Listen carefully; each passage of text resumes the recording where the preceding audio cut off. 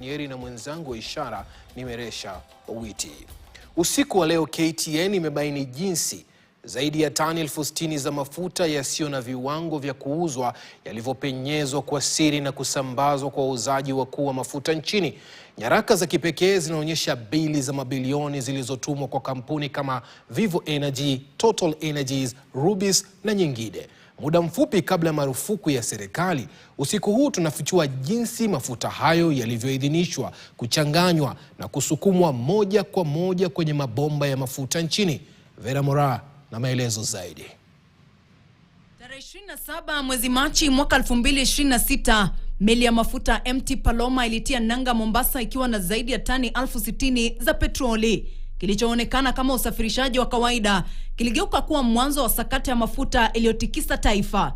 KTN imepata nyaraka za kipekee kuonesha kuwa kampuni ya Mombasa, One Petroleum Limited, iliagiza mzigo huo tata na kutoza wauzaji wakuu wa mafuta nchini kiasi cha shilingi bilioni 8 kwa usambazaji wa Petroleum Motor Spirit. Kwa ufupi, mafuta yaliyotangazwa kuwa hayafai kutumika yalikuwa yanasambazwa kwa wauzaji wakuu na kuingizwa kwenye mabomba ya usambazaji. Tuanzie hapa. Tarehe 7 mwezi Aprili, waziri wa nishati Opiyo Wandayi alitoa agizo kali kwamba One Petroleum iondoe mzigo huo mara moja.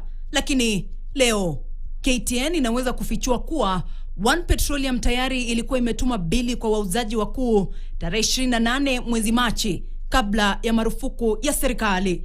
Nyaraka tulizonazo zinaonesha Vivo Energy ilipokea bili zaidi ya shilingi bilioni 2.2, Total Energies zaidi ya shilingi bilioni 1.8, Rubis Energy bili 2 zenye jumla ya shilingi bilioni 1.2, Petrol Energy bili ya shilingi milioni 429, Astral Petroleum bili ya shilingi milioni 345, Lake Oil bili ya shilingi milioni 260 na zingine nyingi. Kulingana na Wandayi, mzigo huo uliuzwa kwa takriban shilingi 1,198 kwa tani, ikilinganishwa na shilingi 1,140 kwa tani chini ya mpango wa serikali wa ununuzi wa G2G. Katika mzigo wa tani 60,000, hiyo ni ongezeko la zaidi ya shilingi bilioni 3.5.